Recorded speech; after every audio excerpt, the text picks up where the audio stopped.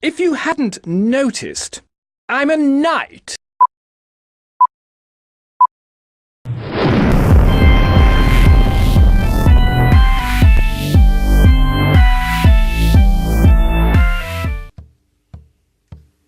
In South Australia I was born, heave away, haul away, in South Australia round Cape Horn, and we're bound for South Australia. Haul away, you rolling king, heave away, haul away, and hear me sing, and we're bound for South Australia. Hello and welcome to Knight Jake Speaks. I'm your host, Knight Jake. Last year I did a 3-part YouTube series on a brief history of Lutheranism in the state of Queensland. This year, in celebration of the 180 years since Lutherans first came to Australia, I want to have a look at the history of Lutheranism in the other states of Australia. And so to begin, I'd like to do a 3-part series on a brief history of Lutheranism in South Australia. This episode, which is part A, will cover the years of 1838 up until the year of 1864 with the Fellowship of the Confessional Union. Therefore, let us begin. Last year I did a brief history of Lutheranism in Queensland, and now I'd like to have a look at the other states in Australia. But the reality is that none of the other states in Australia have a history as complicated and divisive as Queensland. However, one state does come close, and that is the state of South Australia. And so, in this 3-part series, we're going to take a look at Lutheranism in South Australia. The history of Lutheranism in South Australia starts with the Old Lutheran Schism of 1835 in Prussia, when the confessional Lutherans broke away from the Evangelical State Church of Prussia, commonly known as the Union Church. Following this schism, the Old Lutherans would begin to suffer persecution in their homeland. Amongst those who were being persecuted was Pastor August Ludwig Christian Kavel. Pastor Kavel and about 20 Old Lutheran families sought to leave Prussia and to immigrate elsewhere. The first desired destination was not actually Australia, but the Caucasus Mountains in southern Russia. This plan was disregarded due to political turmoil in the area. Kavel's people, as they have become to be known as, turned their eyes to North America, where many other Old Lutherans had fled. In 1836, Pastor Kavel travelled to Hamburg to arrange an immigration to America, but he failed to secure the necessary finances. However, while in Hamburg, Kavel learned of a new British colony, South Australia. He also learned of a man known as George Fife Angus, a wealthy businessman who was the chairman of the South Australian Company, a group of investors who worked alongside the British government to establish the South Australian colony. Pastor Kavel travelled to London to seek the assistance of Mr. Angus. However, neither the British government nor the South Australian Company wished to assist these Lutherans. But Mr. Angus was sympathetic to their plight and was a supporter of religious freedom. Therefore, Mr. Angus offered to take full responsibility for this group of Old Lutherans. In years to come, the South Australian Company would be so impressed by the hard-working and trustworthiness of the Lutheran immigrants that they would enable many more Lutherans to immigrate to Australia. Kavel and his people managed to immigrate to Australia, arriving in Port Adelaide on November 20th, 1838. Kavel's people, however, were actually the third group of Lutherans to arrive in Australia. As mentioned in my previous series on a brief history of Lutheranism in Queensland, the Gosnell missionaries were the first Lutherans to arrive in Australia, arriving at Moreton Bay, Queensland on January 23rd, 1838, just over 180 years ago. Pastor Kavel and his people weren't even the first Lutherans to land in South Australia. On October 13th, 1838, two missionaries, Christian Gottlieb Tischelmann and Claymer Wilhelm Sherman, from the Evangelical Lutheran Mission Society of Dresden, arrived in South Australia to mission to the Australian Aboriginals in the Adelaide area. These Dresden missionaries would later play a major role in the upcoming split between the Lutherans of South Australia. As the years went by, more old Lutheran refugees would immigrate to South Australia. Kavel's people would settle at Clemzig, which is now a suburb in Adelaide.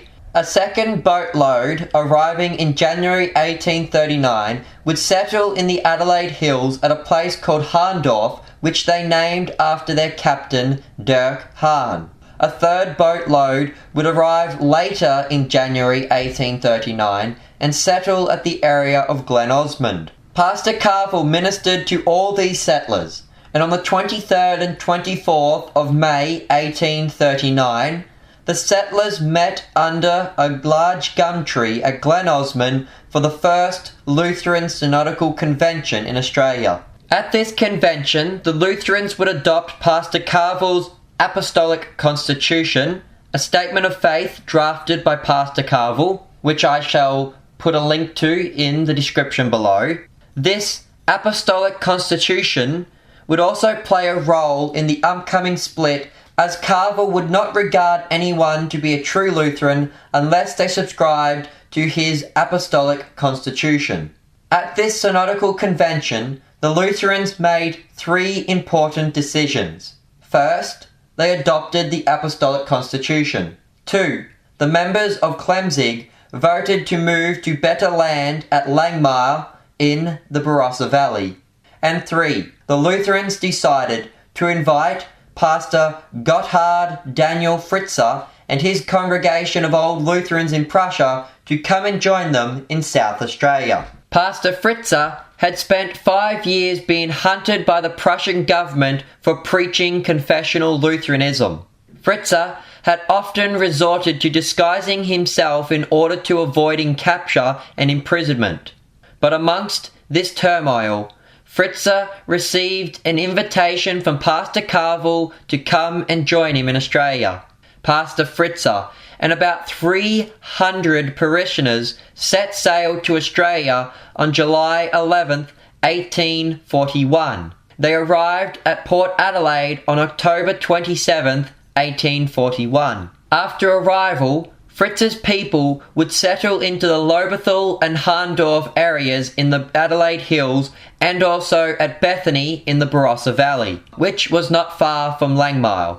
Pastors Kavel and Fritzer were able to work out a division of labour between these two men. Pastor Kavel, who lived at Clemzig, would minister to the members at Clemzig, Hahndorf and Langmire, while Fritzer, who lived at Lobethal, would minister to the members at Lobethal and Bethany. In 1843, Langmire would establish a proper congregation and Pastor Kavel would move his residence to Langmire in 1844. The first split to take place in South Australia happened in 1844. A layman by the name of Crumrow had come aboard the ship with Pastor Fritzer. Crumnow was a tailor who was a big believer in communism and had some very strange ideas surrounding the Christian religion. He sought to gather a following around himself. Both Pastor Kavel and Pastor Fritzer had attempted to speak to Crumnow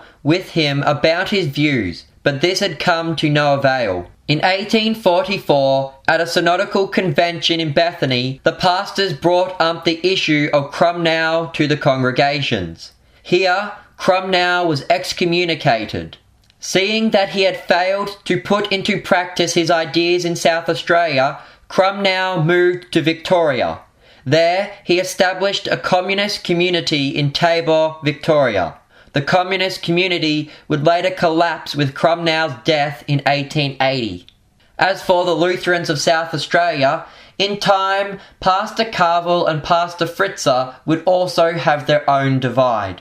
In 1839, following the adoption of the Apostolic Constitution, the Dresden missionaries would begin to question Kavel's confessionalism and to heavily criticize the Constitution.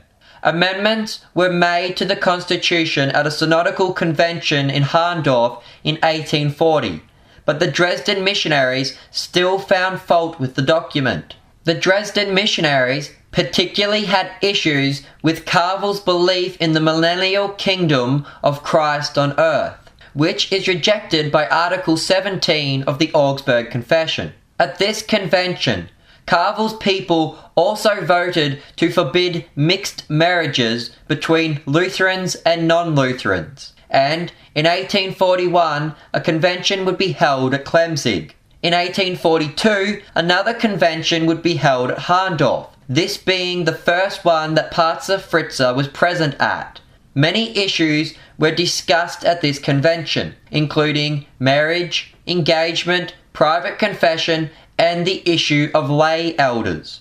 Many of the lay elders had taken upon themselves more power and had been performing the functions of a pastor, including excommunication and preaching. In 1844, a convention was held at Bethany where the issue of millennialism was discussed. In 1845, another convention was held at Harndorf where an amalgamation was discussed. At this point in time, Kavel's people and Fritz's people had remained independent. They had cooperated together, but they had not become one single synodical body. The chief obstacle to any form of amalgamation was the issue of millennialism. Once again, a debate broke out over the topic. Fuel was then added to the fire when in September 1845 a ship called the Patel arrived carrying over 200 Lutherans. The Lutherans were temporarily staying at Langmale and Bethany. They approached Pastor Fritzer for communion fellowship. However, the Patel people were millennialists, and soon a conflict broke out between Fritz's people and the Patel people.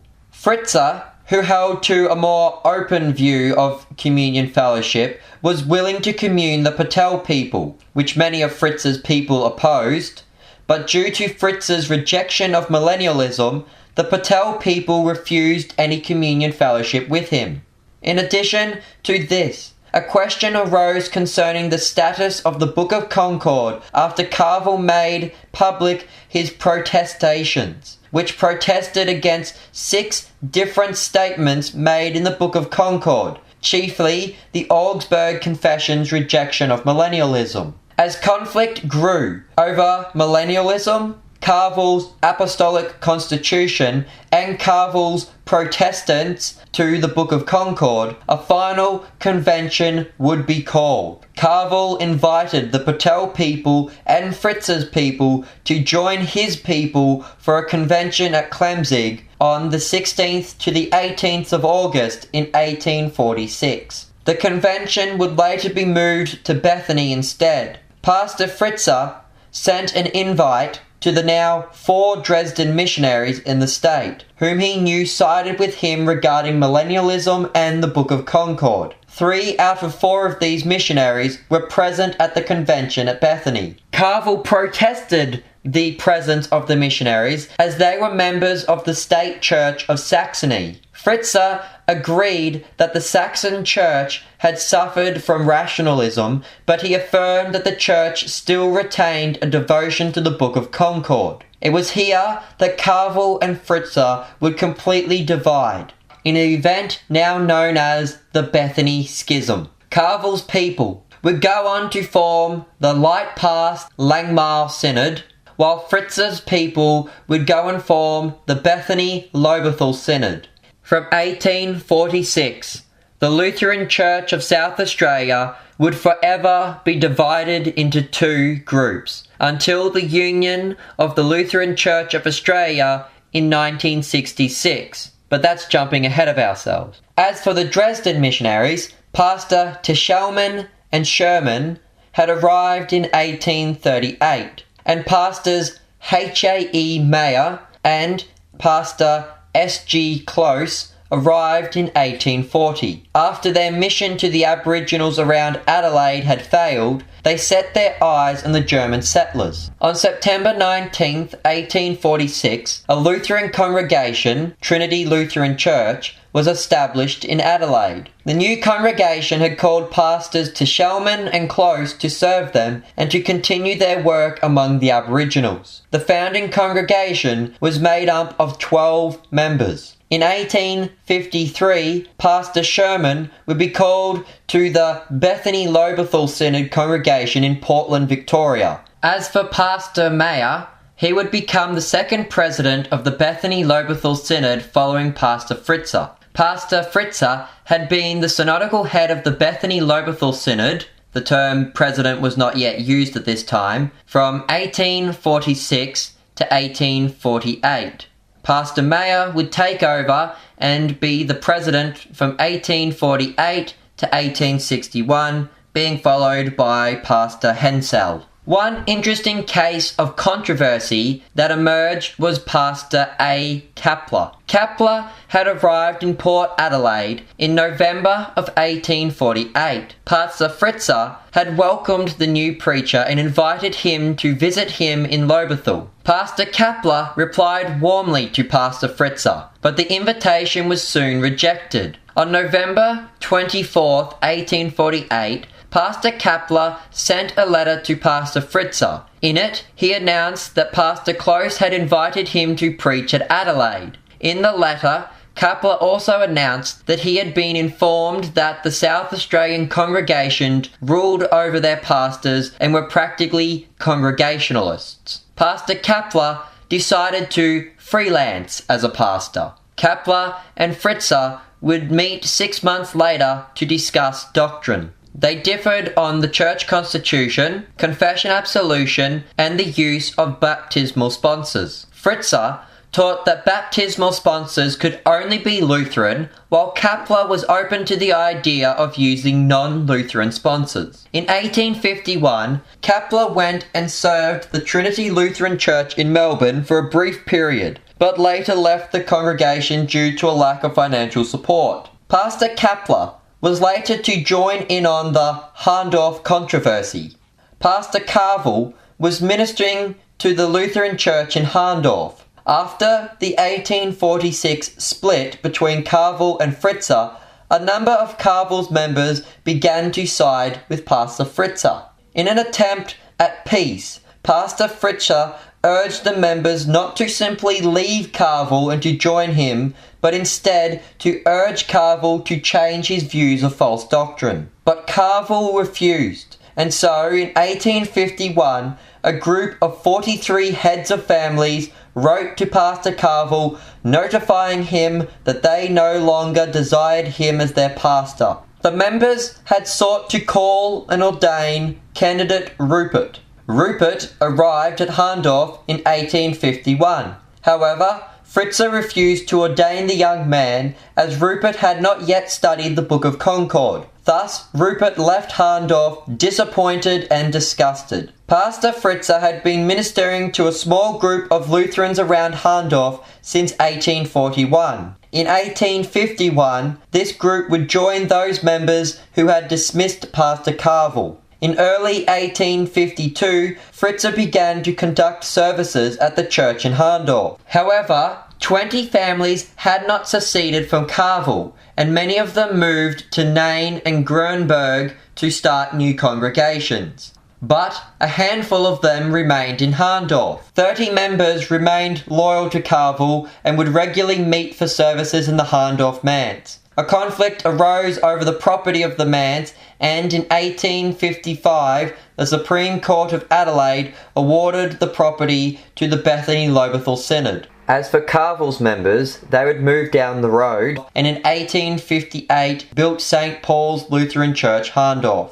On September 29, 1858, Fritz's congregation, now served by his student, Pastor C.A. Strempel, laid the foundation stone of their new building. As the day was St. Michael's Day, the congregation adopted the name St. Michael's Lutheran Church, Hahndorf. In addition to all this, a third congregation had emerged in Hahndorf due to Pastor Kavel, called the German Free Protestant Church.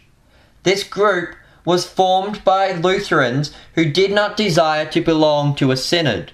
In 1858, the congregation called a student of theology, Fiedler, from Hanover. He offered his services to the Bethany-Lobethal Synod, but nothing eventuated. Unable to be ordained by the other South Australian pastors, Fiedler began to minister to other congregations who had not willed to join a synod. He ministered to members at Lobethal, Bloomberg, which is now Birdwood, Corlington, and the Old Trinity congregation at Adelaide. In 1874, Pastor Fiedler returned to Hanover and joined the state church there. As he left, he urged his congregations to join one of the existing synods of South Australia, and with that, many of them joined either Kavel's or Fritz's synods, bringing an end to the third congregation at Harndorf. Although the members of the Old Trinity congregation in Adelaide remained independent until the congregation disintegrated due to lack of members.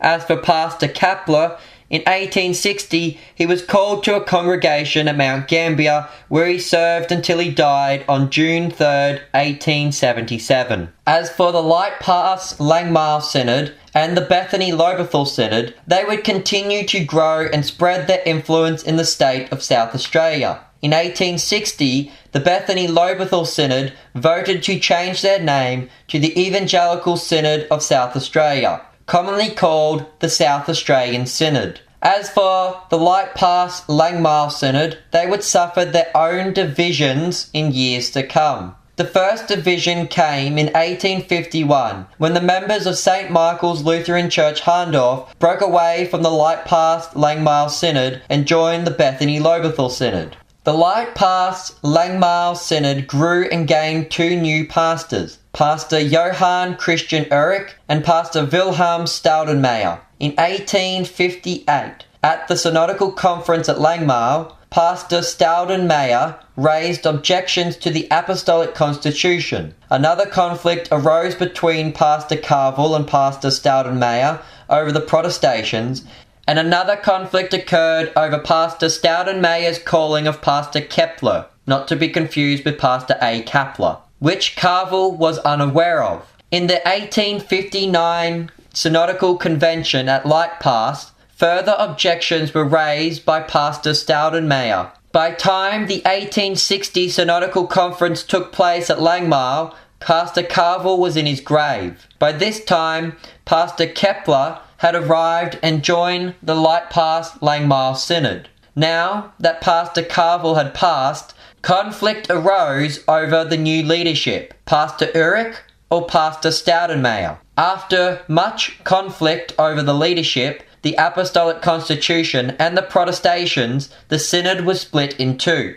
Pastor Ulrich and his supporters remained the Light Pass Langmale Synod, while Pastors Staudenmayer, Pastor Kepler and their supporters formed the new Tanunda Light Pass Synod. South Australia was now home to three separate synods. The South Australian Synod, which was Fritz's, the Light Pass Langmale Synod, Kavel's, and the Tanunda Light Pass Synod, Staudenmayer's. At the same time, there were a number of independent congregations in the state. Due to lack of information, we cannot mention every independent congregation from this era, but we can mention three independent congregations of interest. The first is the Tabor Independent Lutheran Congregation at Tanunda, founded in 1850 by Pastor Muick. Second, the St. Stephen's Independent Lutheran Congregation in Adelaide, first started in Clemzig in 1848 by immigrants from Hanover. Dissatisfied by Pastor Kavel's Apostolic Constitution, the congregation remained independent and called one of their own, Mr. Borgel, to become their pastor. Services were conducted in the old Clemzig church left behind by Kavel, and then the Bible Christian Chapel in Adelaide. Adelaide. In 1860, a rift occurred regarding astronomical views expressed in the preface of the hymn book used for the service. The dissenting party retained use of the Bible Christian Chapel and would become the Bethany Lutheran Congregation, Adelaide, as members of the South Australian Synod. The other party would remain St. Stephen's Independent Lutheran Congregation and built their own church building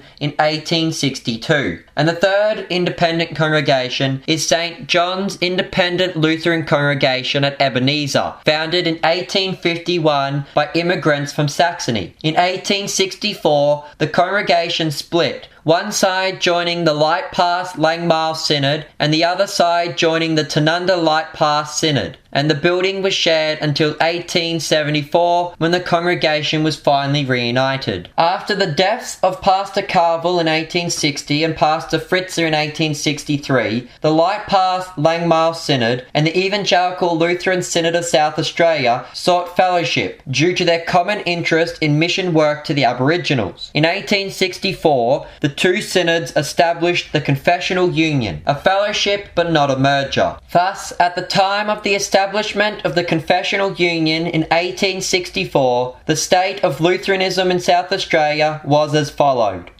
1. The Evangelical Lutheran Synod of South Australia, which was a member of the Confessional Union. 2. The Light Pass Langmile Synod, which was a member of the Confessional Union. 3. The Tanunda Light Pass Synod. 4. The St. Stephen's Independent Lutheran Congregation in Adelaide. And 5. The Tabor Independent Lutheran Congregation at Tanunda. This ends part 1 of our brief history of Lutheranism in South Australia. Join us next time as we cover the next 100 years of Lutheranism in South Australia from the years of 1864 to 1966. Goodbye and God bless. If you do like the work of the Order of Knight George, you can support us by going over to our Patreon page. I will include a link to our Patreon page in the description below.